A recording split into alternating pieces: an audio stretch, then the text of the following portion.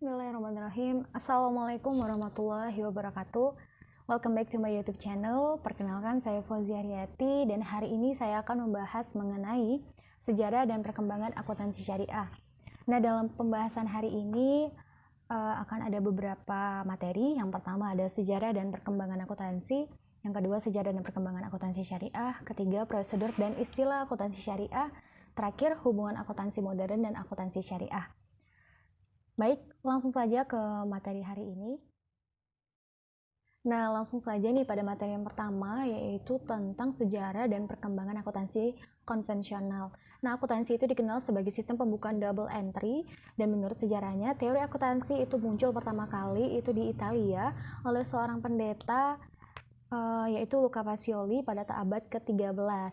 Nah, beliau ini pada awalnya dimulai ketika dia melakukan suatu pencatatan yang dilakukan oleh para bangsawan pada saat itu. Nah, kegiatannya berupa mencatat kegiatan penarikan pajak atau pendapatan sewa dan juga kegiatan pencatatan perjalanan perdagangan per satu kali jalan. Nah, atas kegiatan ini, dengan adanya kegiatan ini, dengan suatu pencatatan yang teratur dan berkelanjutan, hal inilah menjadi suatu rujukan bagi Luca Pacioli untuk menghasilkan sebuah karangan yang berjudul Summa de Arithmetica Geometria Proportional de Proportionalita. Nah, setelah munculnya buku ini sehingga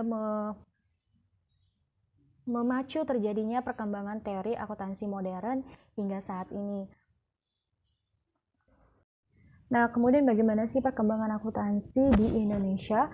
Nah, perkembangan akuntansi Indonesia terjadi itu seiring dengan perkembangan dunia bisnis, baik itu di bidang jasa maupun perdagangan, sehingga memunculkan karena semakin banyak atau semakin maju dunia bisnis, maka semakin kompleks pula untuk pencatatan transaksinya, baik dari sisi jenis maupun dari sisi jumlah transaksi itu sendiri. Sehingga dengan adanya perkembangan ini akan berpengaruh langsung kepada kemajuan disiplin ilmu akuntansi itu sendiri, terutama di Indonesia dan juga di dunia. Kemudian selanjutnya yaitu tentang sejarah dan perkembangan akuntansi syariah. Akuntansi syariah ini sendiri muncul pada zaman Rasulullah SAW pada tahun 622 Masehi atau 1 Hijriah pada zaman awal perkembangan Islam. Di sini pada zaman Rasulullah, ketika adanya kewajiban zakat, pembayaran pajak pertanian dari muslim, terus ada pembayaran jizyah, pajak perlindungan dari non-muslim, kemudian ada kharaj, pajak hasil pertanian non-muslim, maka dari itu Rasulullah mendirikan Baitul Mal pada awal abad ke-7.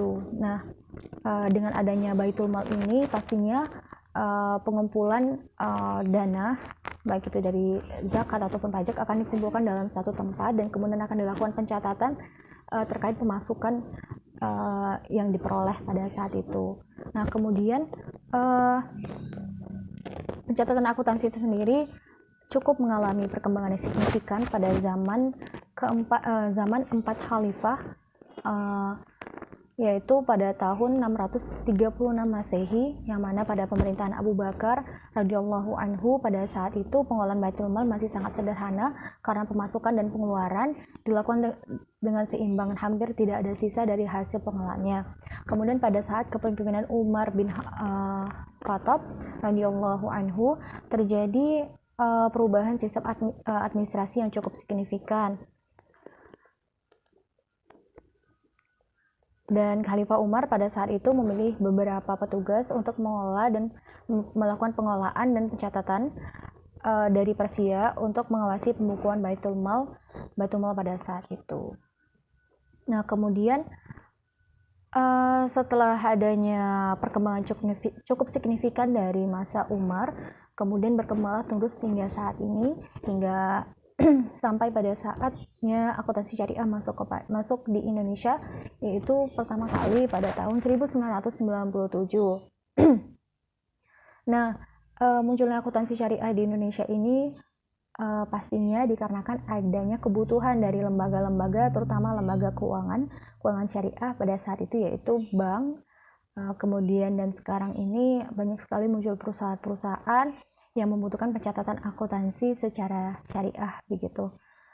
Bahkan akuntansi syariah ini di Indonesia cukup berkembang pesat, bahkan akuntansi syariah ini dibagi menjadi dua bagian, yaitu pertama tentang akuntansi syariah secara filosofis teoritis dan akuntansi secara praktis. Jadi dibedakan untuk mempermudah penerapan akuntansi dalam pelaksanaannya. Oke, kemudian selanjutnya bagaimana prosedur akuntansi syariah? Berdasarkan yang dikutip dari Al-Mazandarai, ada 7 hal khusus dalam sistem akuntansi syariah yang dijalankan oleh negara Islam sebagaimana dijelaskan sebagai berikut. Pertama, ada sistem akuntansi untuk kebutuhan hidup, artinya pencatatan ini digunakan untuk pencatatan kebutuhan hidup, baik itu perorangan ataupun negara. Kemudian ada sistem akuntansi konstruksi, yang mana sistem akuntansi ini digunakan untuk mencatat proyek pembangunan, terus pencatatan baik dalam bentuk material, pengeluaran kepada pihak lain, pengendalian dan akuntabilitas dan masing-masing proyek berdasarkan budget anggaran.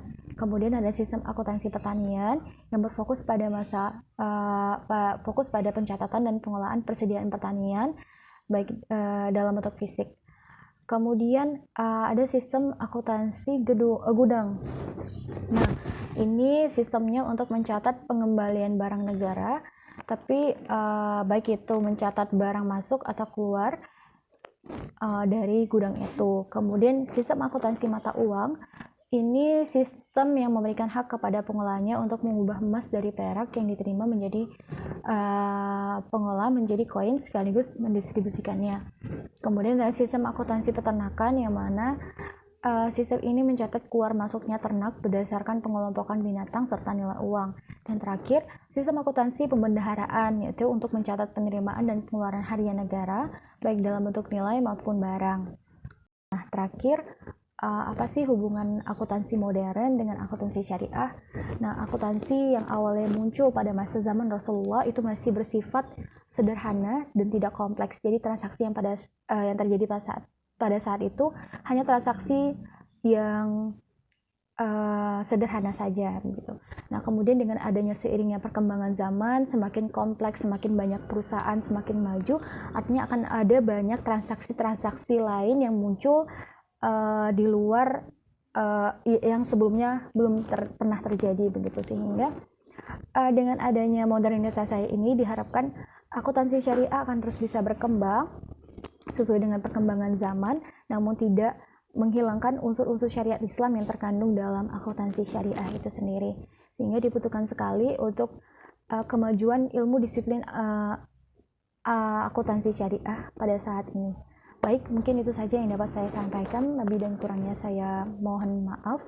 Wassalamualaikum warahmatullahi wabarakatuh.